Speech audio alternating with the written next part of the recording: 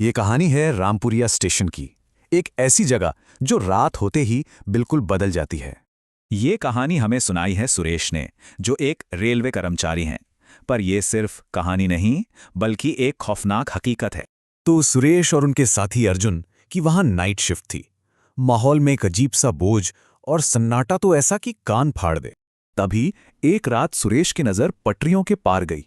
घने अंधेरे में कुछ लाल रंग का चमक रहा था और धीरे धीरे वो परछाई साफ होने लगी।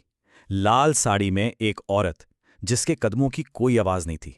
वो चल नहीं रही थी। ऐसा लग रहा था मानो हवा में तैर रही हो। उसके पैर जमीन को छू ही नहीं रहे थे।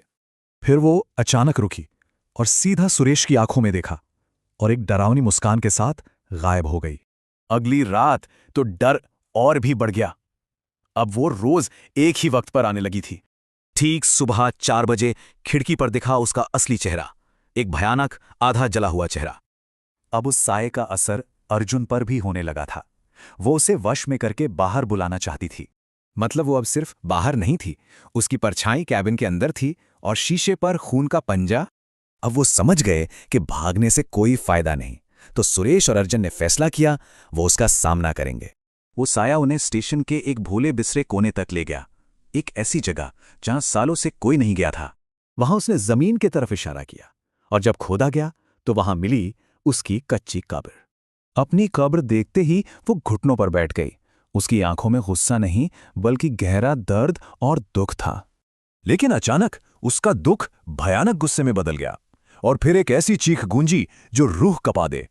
तब सुरेश ने उसकी आंखों में देखकर वादा किया कि वो उसकी सच्चाई दुनिया को बताएगा, उसे इंसाफ दिलाएगा। सुरेश के ये कहते ही उसका शरीर धुंध में बदल गया।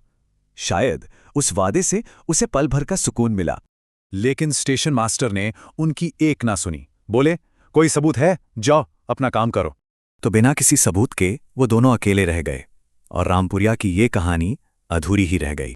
लोग कहते हैं आज भी उस स्टेशन पर रात में लाल साड़ी का पल्लू हवा में लहराता दिखता है। कहते हैं उसकी आत्मा आज भी वहीं इंसाफ मांग रही है। अगर कभी वो लाल साड़ी दिखे तो क्या पलट कर देखने की हिम्मत होगी?